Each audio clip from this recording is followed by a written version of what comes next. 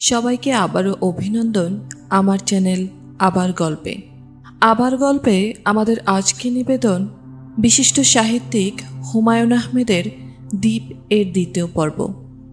জরি দোতলার বারান্দায় চুল এলিয়ে বসে আছে। শীতকালে রোদে বসে থাকতে এমন ভালো লাগে। আজ ইউনিভার্সিটিতে ক্লাস ছিল। ভোরবেলাতেই বাবা বলে দিয়েছেন যেতে হবে না। সে বলেছে আচ্ছা, কেন যেতে হবে না জিজ্ঞেস করেনি। এইবারের কারোর সঙ্গেই কথা বলতে তার ইচ্ছে করে না। বাবার সঙ্গে না, মায়ের সঙ্গে না, ছোট বোনের সঙ্গেও না। তার প্রায়ই মনে হয় সে যদি হোস্টেলে থেকে পড়াশোনা করতে পারত তাহলে কত চমৎকার হতো। সিঙ্গেল সিটেড একটা রুম, সে একা থাকবে, নিজের মতো করে ঘরটা সাজাবে। তাকে বিরক্ত করার জন্য কেউ থাকবে না। দুপুর রাতে তার ঘরে দরজা ধাক্কা দিয়ে মা বলবেন না, ও জরি তোর সঙ্গে ঘুমোবো, তোর বাবা বিশ্রী ঝগড়া করছে। জরিকে দরজা খুলে বলতে হবে না, সে কি মা, কেঁদো না, দুপুর রাতে এরকম শব্দ করে কাঁদতে আছে, বাড়ির সবাইকে তুমি জাগাবে। তোর বাবা আমাকে কুত্তি বলে গাল দিয়েছে। চুপ কর মা, ছি, গাল দিলেও কি নিজের মেয়ের কাছে বলতে আছে? তোকে না বললে কাকে বলবো? অনেক কথা আছে, কাউকেই বলতে হয় না। আমি কি আমার সব কথা তোমাকে বলি? কখনো বলি না, কোনোদিন বলবোও না। এটা খুবই সত্যি। জরি তার নিজের কথা কাউকেই বলে না। মাঝে মাঝে তার বলতে ইচ্ছে করে। মাঝে মাঝে মনে হয় এমন একজন কেউ যদি থাকতো যাকে সব কথা বলা যায়। রোদে বসে জরি তাই ভাবছিল। তার হাতে একটা ম্যাগাজিন।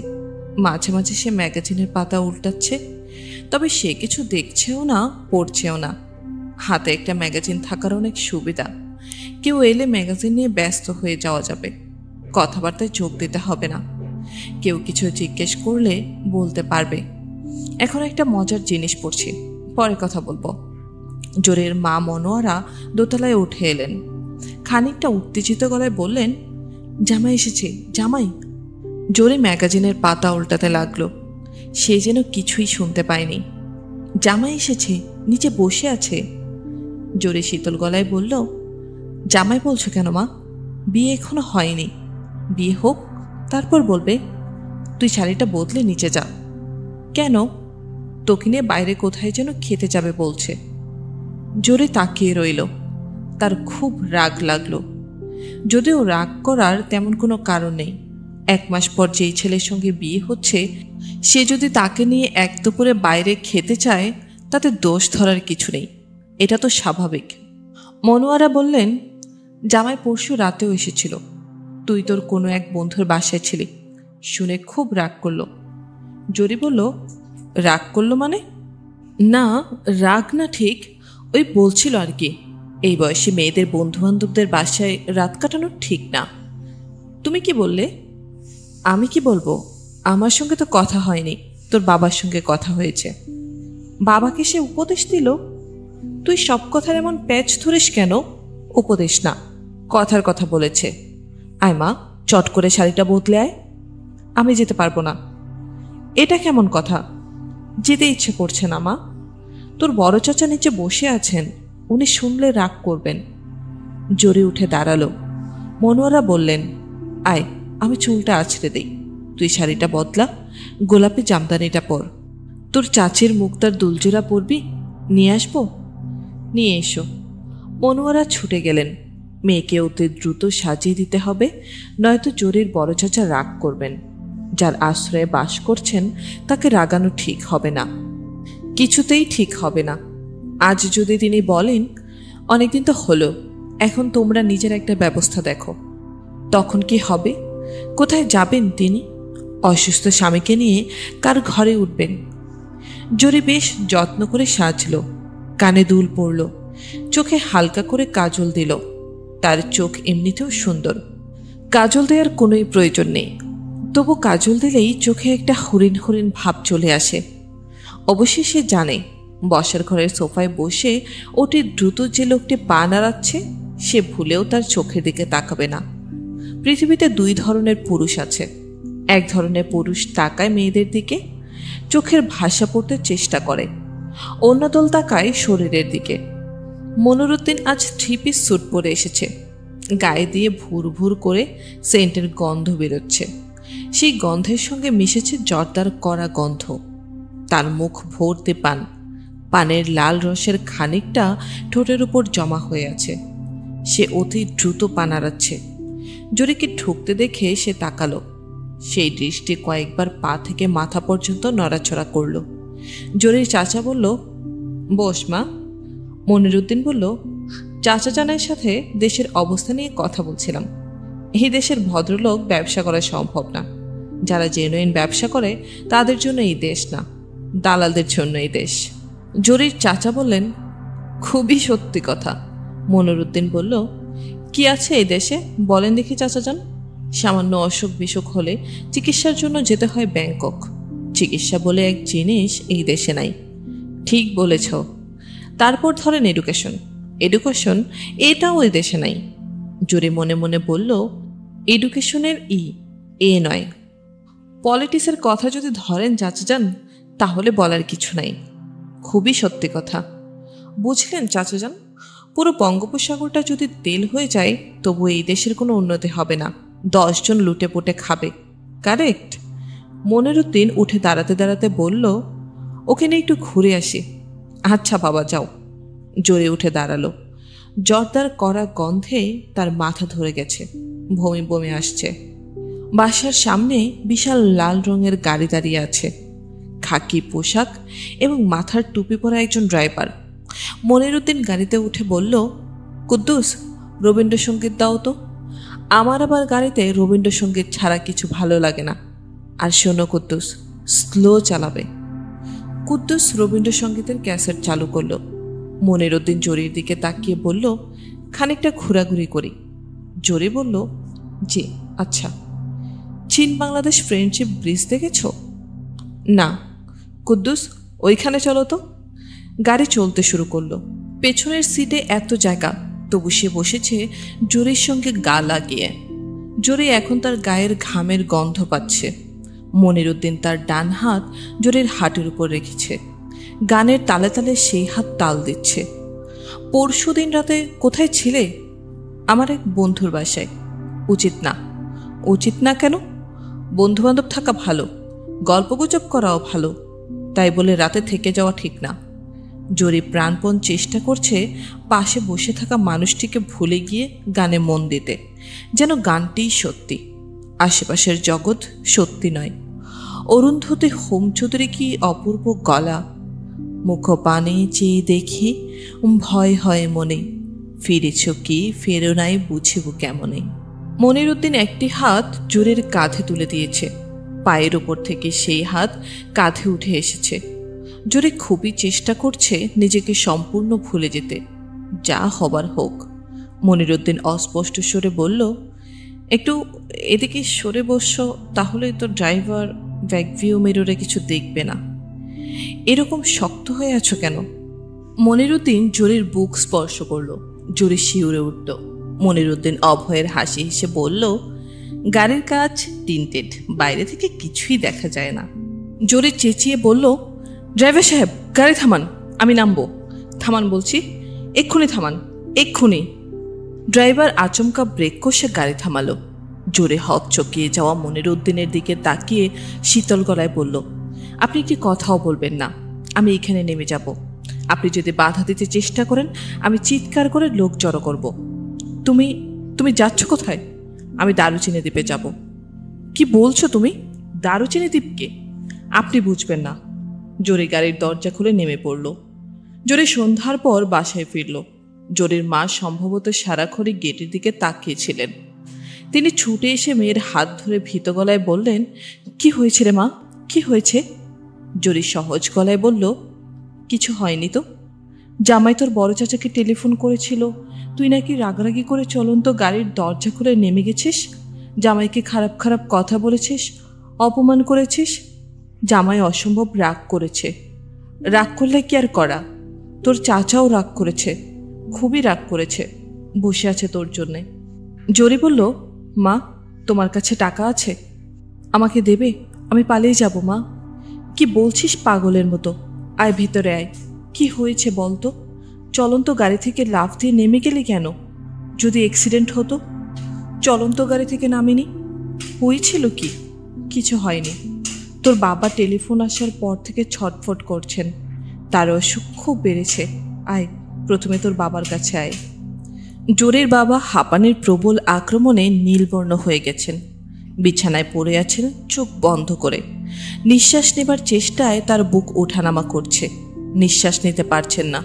জোরের ছোট বোন বাবার মাথার কাছে মুখ কালো করে বসে আছে। জোরে স্তব্ধ হয়ে তাকিয়ে রইল। এত কষ্ট, এত কষ্ট, এত কষ্টের কোনো মানে হয়? কোনো অর্থ হয়?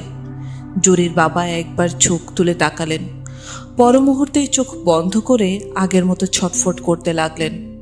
জোরের মা ফিসফিস করে বললেন, জামাইয়ের টেলিফোনের খবর শোনার পর তার শ্বাসকষ্ট শুরু হলো। জোরে এই ঘরে আর থাকতে পারছে না। এই কষ্ট দাঁড়িয়ে দেখা সম্ভব নয়। সে এগিয়ে এসে বাবার মাথায় হাত রাখল। তিনি চোখ মেললেন এবং জোরেকে অবাক করে দিয়ে হাসার চেষ্টা করলেন, যেন মেয়েকে দেখে খুশি হয়েছেন। জোরে বলল, বাবা, আমি ভালো আছি। তিনি মাথা নাড়লেন। মনে হচ্ছে তার কষ্ট খানিকটা কমে এসেছে। বুক আগের মতো উঠানামা করছে না। ওষুধ দেওয়া হয়েছিল, সে ওষুধ হয়তোবা কাজ করতে শুরু করেছে শ্বাসনালের প্রদাহ কমার দিকে। জোরে আবার বলল, বাবা, আমি ভালো আছি। তিনি ইশারা করে সবাইকে চলে যেতে বললেন। এর অর্থ তার কষ্ট এখন সত্যি সত্যি কমার দিকে। কষ্টটা কমলেই তিনি ঘুমিয়ে পড়বেন। সম্ভবত তার ঘুম আসছে। সবাই ঘর খালি করে বের হয়ে এলো। জোরের বড় চাচা ইউসুফ সাহেব বসে আছেন থমথমে মুখে। তার সামনেই জোরের মা এবং জোরে। কথাবার্তা এখনো শুরু হয়নি। ইউসুফ সাহেব চা খাচ্ছেন।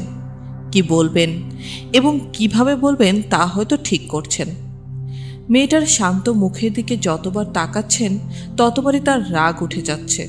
এত বড় ঘটনার পর মেয়েটা এরকম শান্ত মুখে বসে আছে কি করে? সে ভাবে কি নিজেকে? তিনি কিছু বলার আগেই জোরে বলল, চাচা, আমি ওই লোকটাকে বিয়ে করব না। ইউসুফ সাহেব জোরের সাহস ও স্পর্ধা দেখে চমকে গেলেন। তিনি রাগ সামলে নিচু গলায় বললেন, বিয়ে করবে কি করবে না এই কথা আমি জিজ্ঞেস করিনি। একবারে কথা বলছো কেন? কি ভাবো নিজেকে? আমি যা জিজ্ঞেস করি তার জবাব দিবে।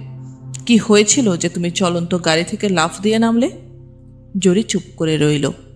তুমি যে ছেলেটাকে অপমান করলে, তুমি এদের ক্ষমতা জানো? এদের অর্থবিত্তের খবর রাখো? সে কি করেছে যে তাকে গালাগালি করে লাফ দিয়ে গাড়ি থেকে নামবে, চিৎকার করে লোক জড়ো করবে? আমি চিৎকার করে লোক জড়ো করিনি।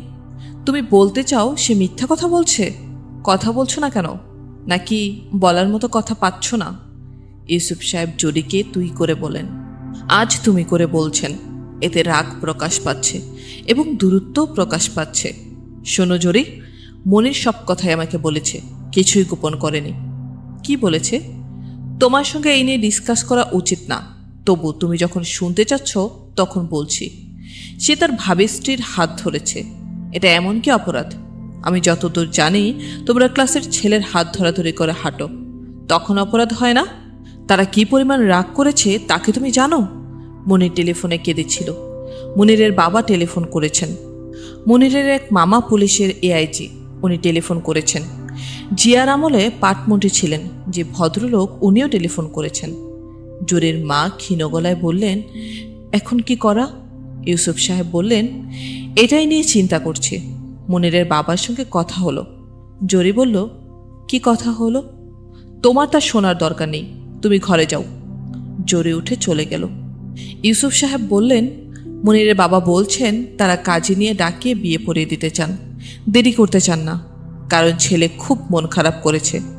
জোরের মা বললেন, বিয়ের পর ওরা আমার মেয়েটাকে কষ্ট দেবে। কষ্ট দেবে কি জন্যে? বিয়ে হয়ে গেলে সব সমস্যার সমাধান।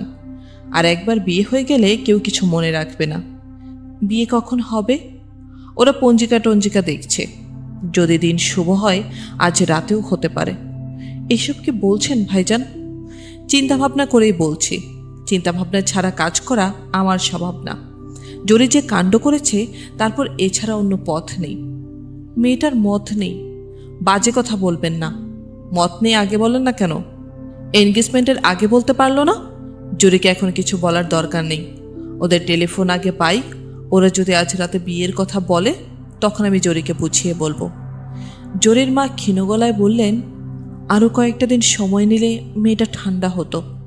আমার মতে আর এক মুহূর্ত সময়ও দেওয়া উচিত না। সময় দিলে ক্ষতি, বিরাট ক্ষতি। ওদের কিছু না, ক্ষতি আমাদের।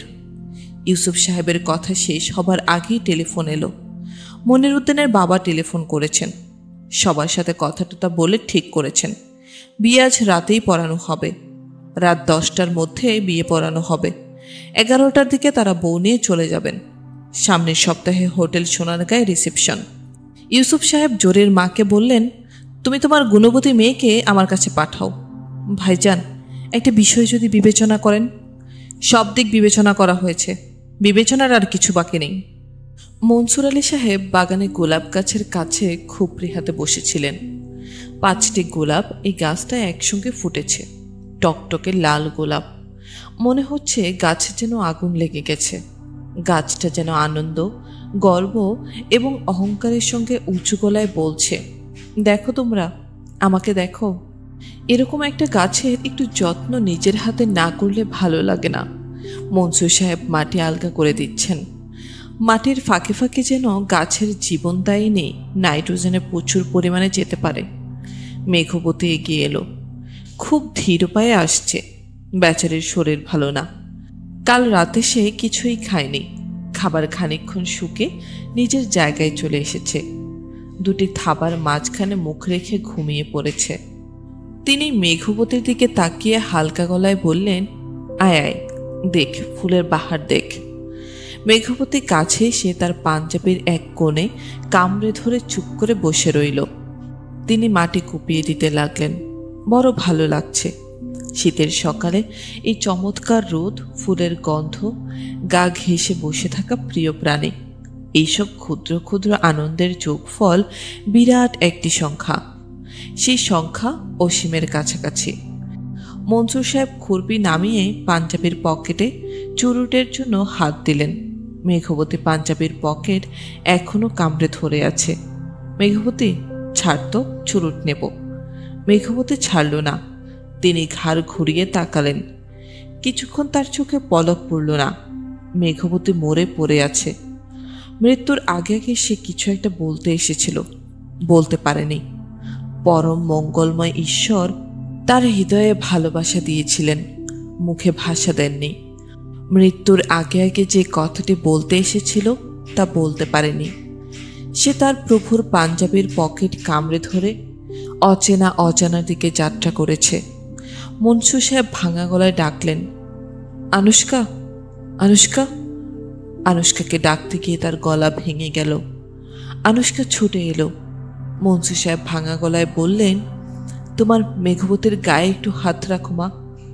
আনুষ্কা কয়েক পলক মেঘবতীর দিকে তাকিয়ে ছুটে গেল নিজের ঘরের দিকে। এই বিশাল বাড়িতে সে ছিল নিঃসঙ্গ। মেঘবতী তাকে সঙ্গ দিয়েছে। কত রাতে দুঃস্বপ্ন দেখে জেগে উঠে ভয় পেয়ে ডেকেছে, মেঘবতী। অমনি জানালার কাছে মেঘবতীর গর্জন শোনা গেছে।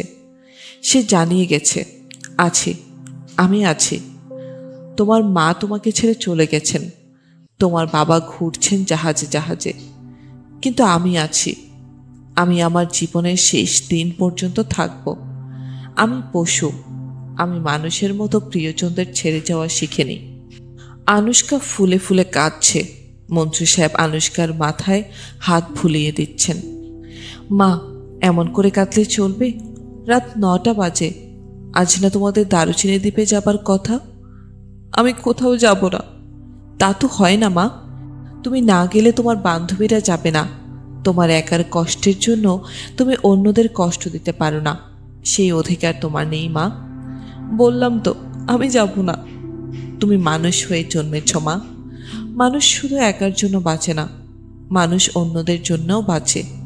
এইখানেই মানুষ হয়ে জন্মানোর আনন্দ, এইখানেই মানুষ হয়ে জন্মানোর দুঃখ।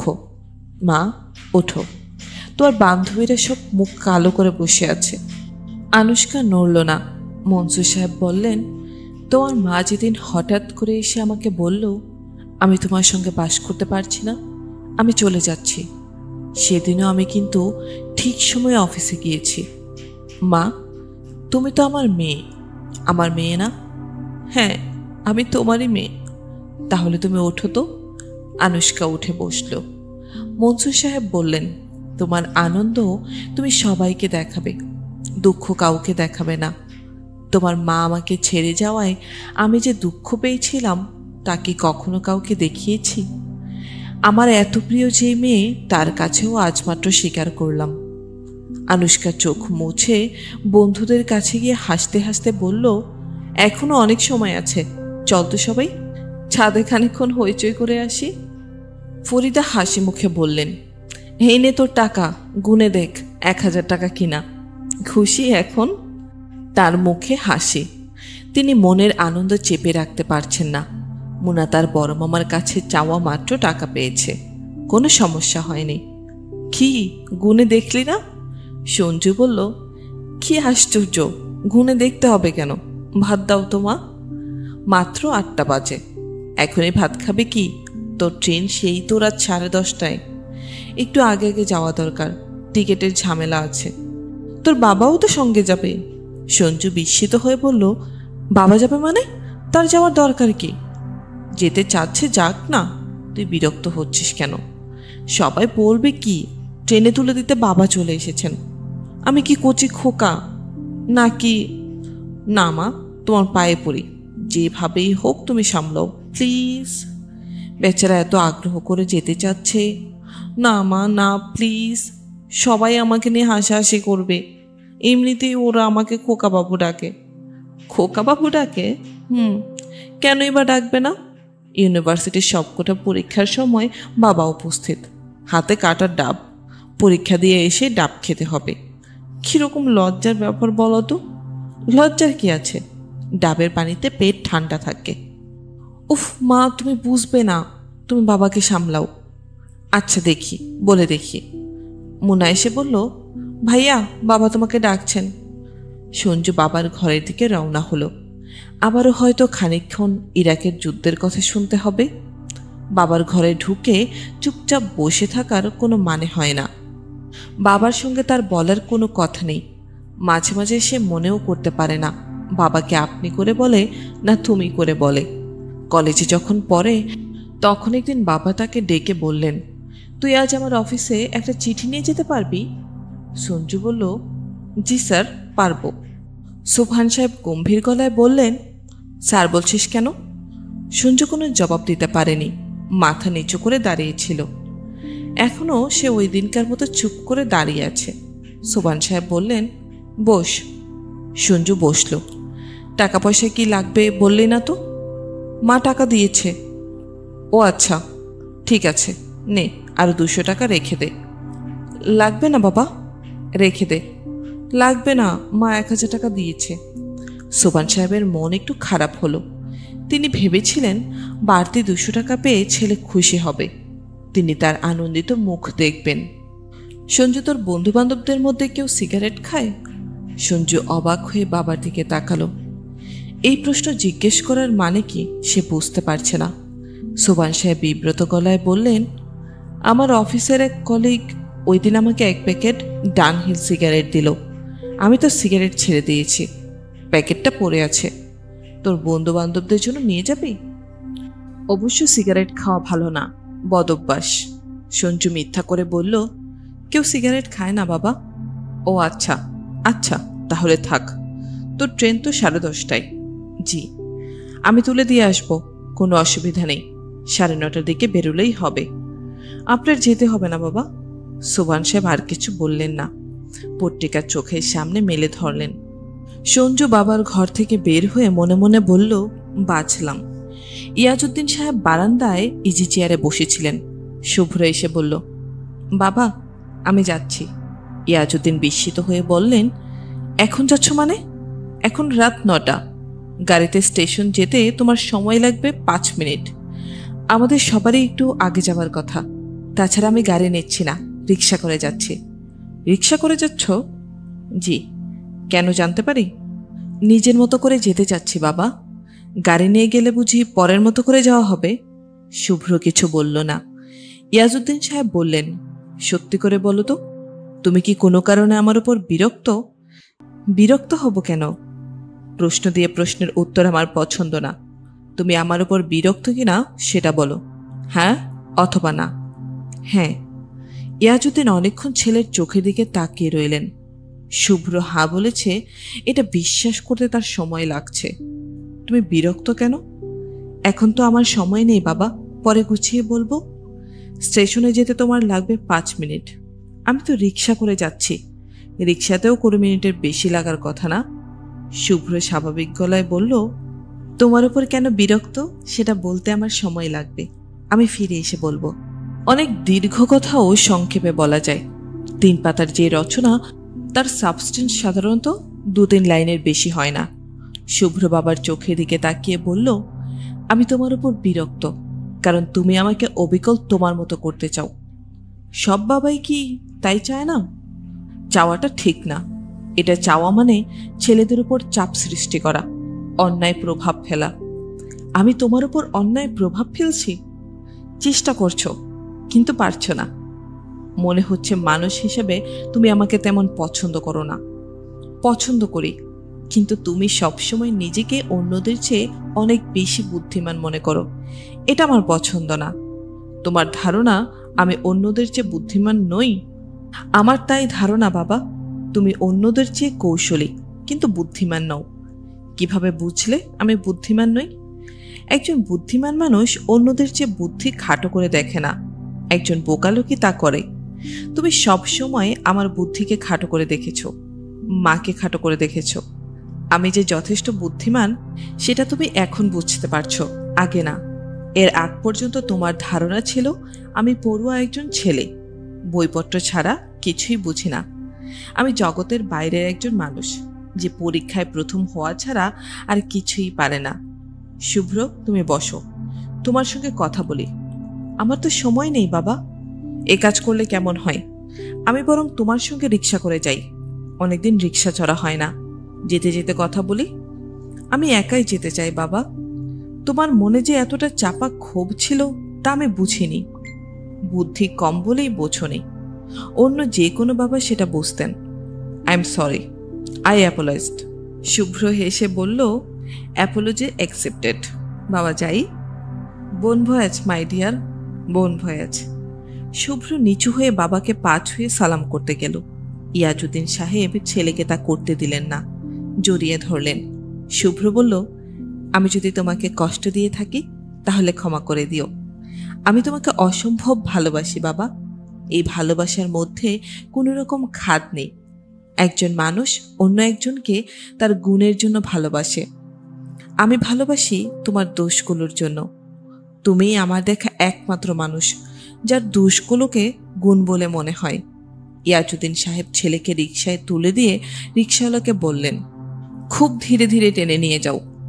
বলেই তার কি মনে হলো তিনি বললেন, না ঠিক আছে, তুমি যেভাবে যাও সেভাবেই যাবে, ধীরে যেতে হবে না। রিকশাওয়ালা উল্কার বেগে ছুটল। কমলাপুর রেল স্টেশনের কাছাকাছি এসে স্পিড ব্রেকারে ধাক্কা খেয়ে রিকশা উল্টে গেল।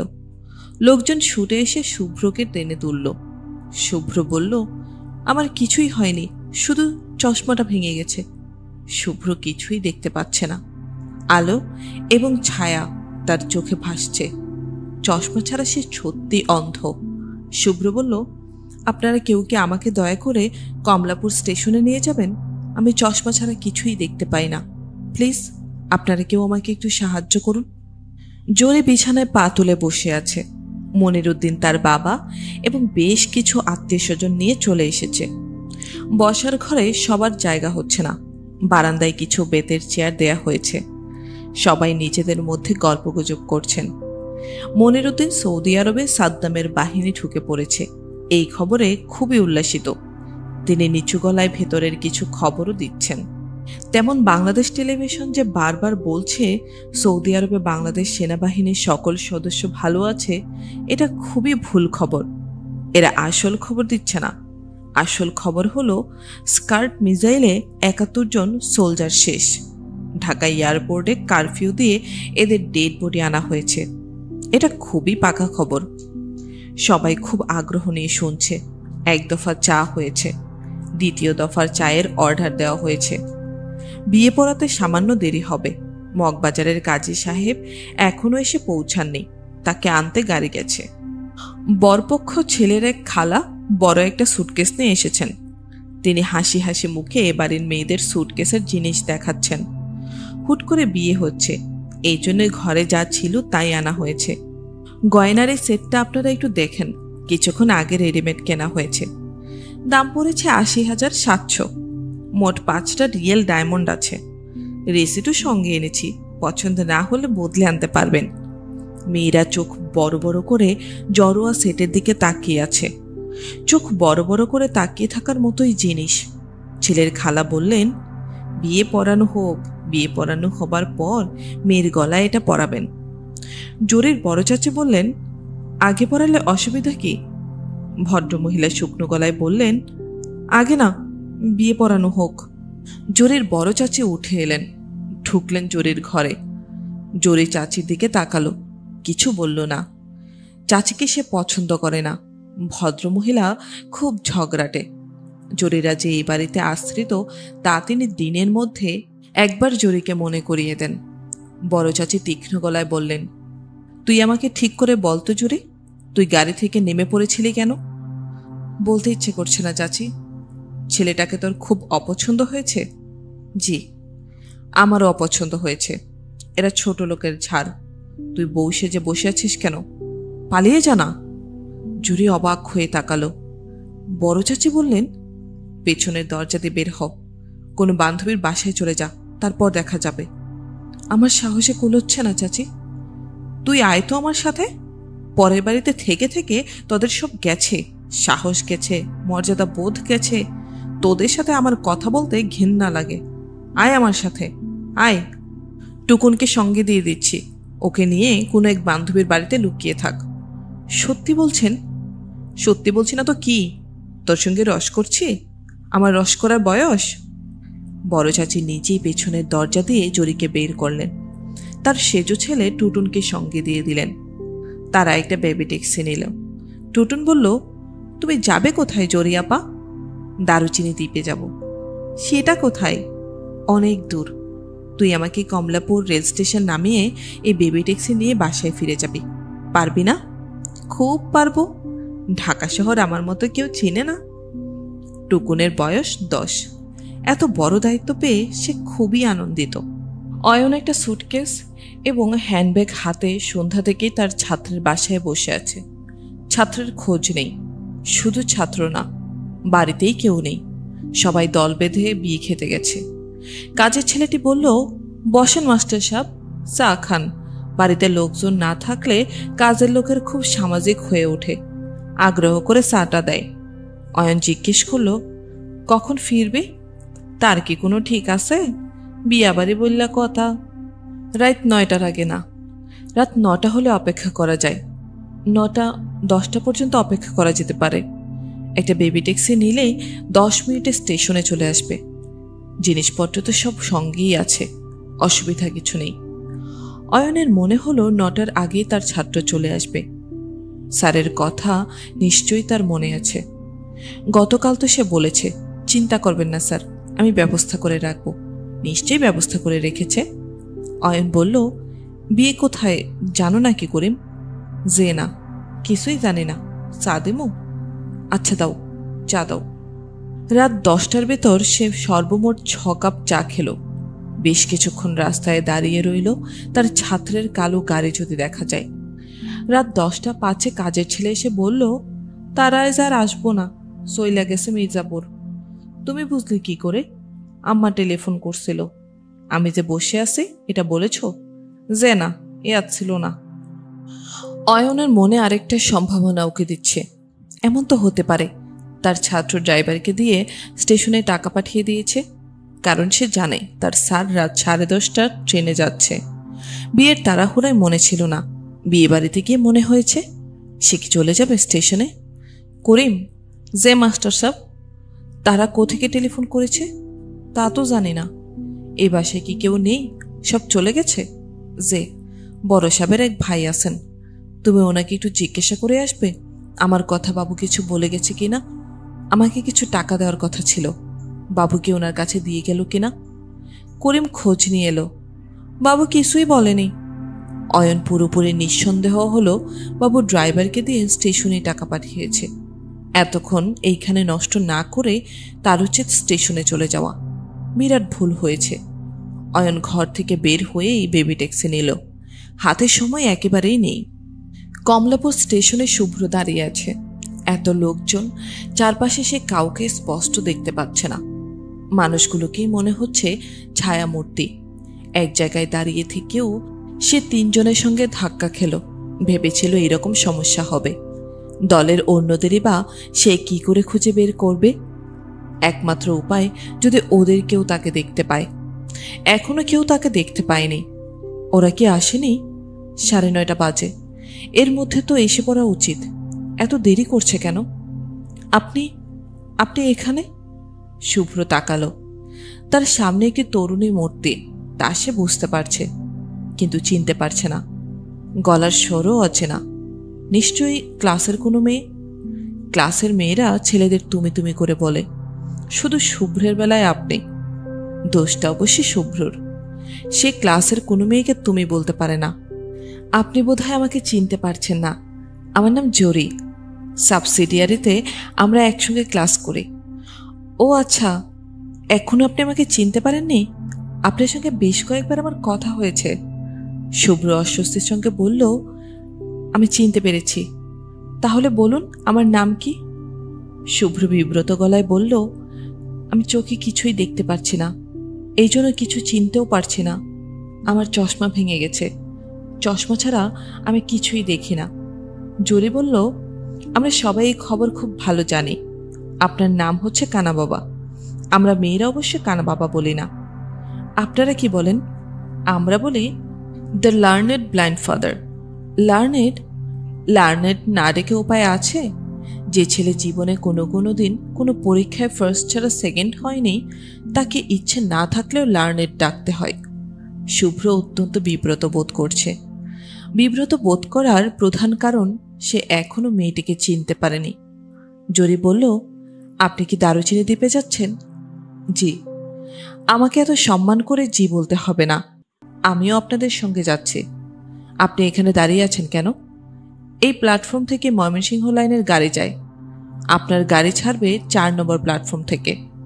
শুভ্র হাসি মুখে বলল, আমি তো এইসবের কিছুই জানি না। একজন লোক হাত ধরে ধরে এনে দাঁড় করিয়ে দিয়ে গেছে, তারপর থেকে দাঁড়িয়েই আছি। জরি বলল, চলুন, হাত ধরে ধরে আপনাকে 4 নম্বর প্ল্যাটফর্মে নিয়ে যাই। ধরুন, হাত ধরুন।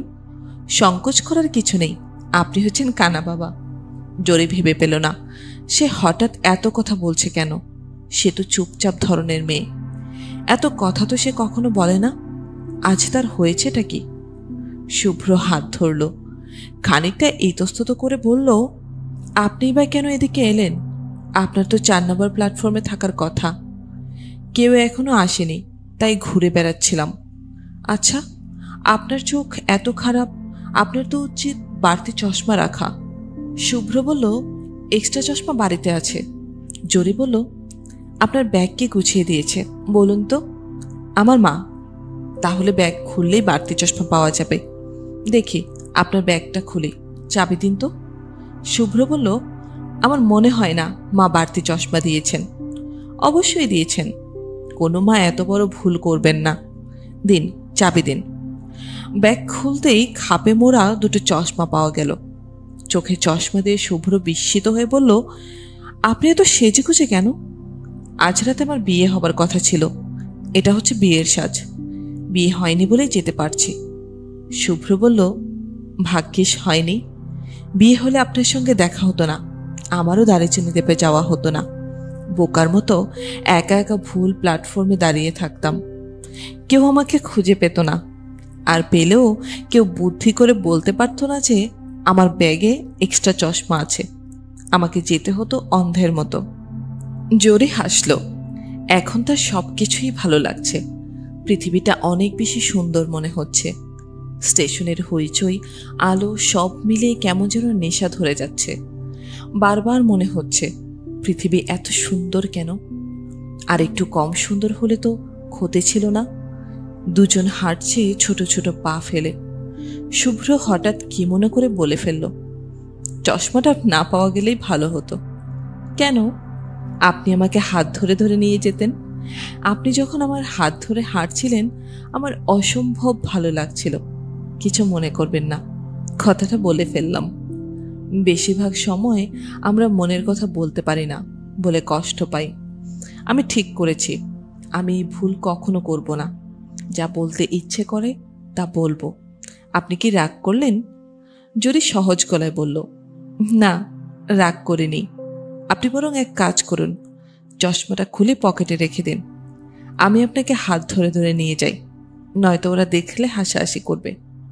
শুভ্র চশমাটা খুলে পকেটে রাখল। জরি তাকে হাত ধরে ধরে নিয়ে যাচ্ছে। দলটির সঙ্গে দেখা হলো। সবাই একসঙ্গে চেঁচিয়ে উঠল, কানা বাবা, কানা বাবা। আনুষ্কা ছুটে এসে বলল, জরি, তোর তো যাওয়ার কথা ছিল না? জরি বলল, চলে এলাম। খুব ভালো করেছিস, খুব ভালো। তুই কানা বাবাকে কোথায় পেলি? পেয়ে গেলাম। বেচারা চশমা ভেঙে ফেলেছে, হাত ধরে আনা ছাড়া উপায় কি? দলের সবাই আবার চেঁচিয়ে উঠল, কানা বাবা, কানা বাবা। সঞ্জুর বাবাও এসেছেন, সঙ্গে মোনাকে নিয়ে এসেছেন। সঞ্জু খুব অস্বস্তি বোধ করছে। সে বুঝতে পারছে তাকে নিয়ে বন্ধুদের মধ্যে গা টেপে টেপে হচ্ছে। মোতালেব ফিসফিস করে বলল, দেখ সবাই দেখ, খোকাবাবুর বাবা ফিডিং বোতল হাতে চলে এসেছে। লোকটার কি বুদ্ধি শুদ্ধি নেই? সবাই ট্রেনে উঠছে। প্রথম শ্রেণীর রিজার্ভ করা কামরায় নয়, থার্ড ক্লাসে। তাতে কারোর আনন্দে ভাটা পড়ছে না। হাসাহাসি, আনন্দ উল্লাসের সীমা নেই। আনুষ্কা পাশের অজানা এক ভদ্রলোককে বলল, ব্রাদার, আপনি কি সেন্ট মেখেছেন? গন্ধে বমি এসে যাচ্ছে। সেই লোক তো হতভম্ব। জোরে শুভ্রকে বলল, আপনি চশমা পরছেন না কেন? শুভ্র হাসি মুখে বলল, আমি চশমা পরব না বলে ঠিক করেছি। বেশ, তাহলে হাত ধরুন, আপনাকে ট্রেনে নিয়ে তুলি। মোতালেব চেঁচিয়ে বলল, ভাই সব রাস্তা করে দিন, কানা বাবা আসছে, কানা বাবা, দি লার্নেড ব্লাইন্ড ফাদার। নীরা চেঁচিয়ে বলল, অবিকলে এরকম একটা দৃশ্য আমার কল্পনায় ছিল। সুনীল অন্ধ হয়ে গেছে। আমি তার হাত ধরে ধরে ঘুরে বেড়াচ্ছি। সুনীল এই পৃথিবীকে দেখছে আমার চোখ দিয়ে। বানিয়ে বলছি না, বিশ্বাস কর, এই দেখ আমার গায়ে কাটা দিচ্ছে। আনুষ্কা বলল, লার্নেড ব্লাইন্ড ফাদারকে সারাক্ষণ হাত ধরে ধরে কে টানবে? চিটাগাং নেমেই ওর চশমার ব্যবস্থা করতে হবে। শুনুন লার্নেড ব্লাইন্ড ফাদার, সবসময় আমরা আপনাকে আপনি বলেছি, এখন আর বলবো না। দয়া করে কিছু মনে করবেন না। শুভ্র হাসল, মাথা ঝাঁকিয়ে বলল, আমি খুব খুশি হব যদি তা করেন। আরেকটা কথা, এমন ফর্মাল ভঙ্গিতে কথা বলবেন না, বললে চিমটি খাবেন। জি আচ্ছা, আর বলবো না। রানা বলল, একটা গান ধরলে কেমন হয়? নীরা বলল, খুব খারাপ হয়। আচ্ছা, আমি বসবো কোথায়? আমার তো বসার জায়গা নেই। রানা বলল, তুমি এবং সুনীল তোমরা দুজন দাঁড়িয়ে যাও, হাত ধরাধরি করে দাঁড়িয়ে থাকো। আমার দাঁড়িয়ে যেতে কোনো আপত্তি নেই, কিন্তু সুনীলকে বসতে দাও, জানালার পাশে বসতে দাও, বেচারা কবি মানুষ। সত্যি সত্যি জানালার পাশে খানিকটা জায়গা খালি করা হলো। সেখানে কেউ বসল না। মোনা লক্ষ্য করলো সবাই আছে, শুধু অয়ন নেই। সে কি যাচ্ছে না? কাউকে জিজ্ঞেস করতে তার খুব লজ্জা লাগছে। তবু লজ্জা ভেঙে মোতালেবকে জিজ্ঞেস করলো। মোতালেব বিরক্ত মুখে বলল, যাওয়ার তো কথা, গাধাটা এখনো কেন আসছে না কে জানে?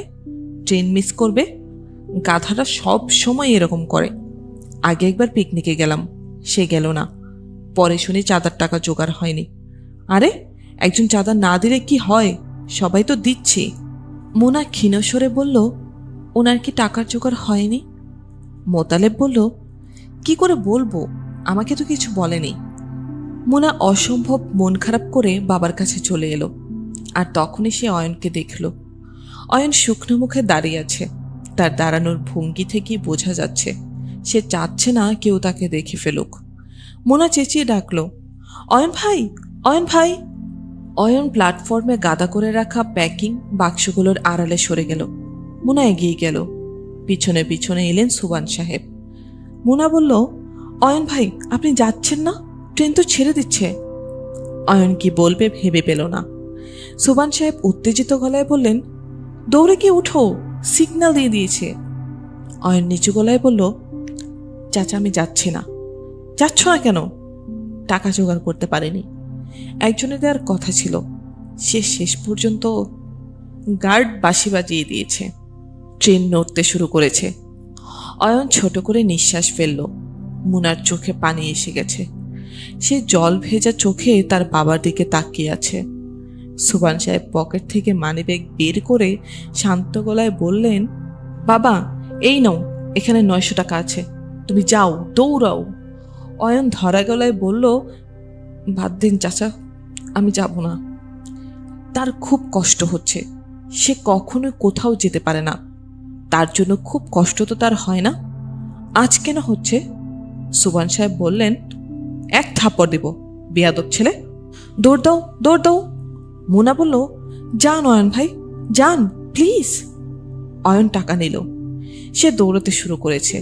তার পেছনে পেছনে দৌড়াচ্ছে মুনা। সে কেন ছুটছে তা সে নিজেও জানে না। দলের সবাই জানালা দিয়ে মুখ বের করে তাকাচ্ছে। মোতালেব এবং সঞ্জু হাত বের করে রেখেছে, কাছাকাছি এলেই তাকে টেনে তুলে ফেলবে। এই তো, আরেকটু, আরেকটু। সোবান সাহেব চোখ বন্ধ করে প্রার্থনা করছেন, হে মঙ্গলময় ঈশ্বর, এই ছেলেটিকে দারুচিনি দ্বীপে যাবার ব্যবস্থা করে দাও। ট্রেনের গতি বাড়ছে, গতি বাড়ছে অয়নের। আর ঠিক তার পাশাপাশি ছুটছে মুনা। সে কিছুতেই অয়নকে ট্রেন মিস করতে দেবে না, কিছুতেই না।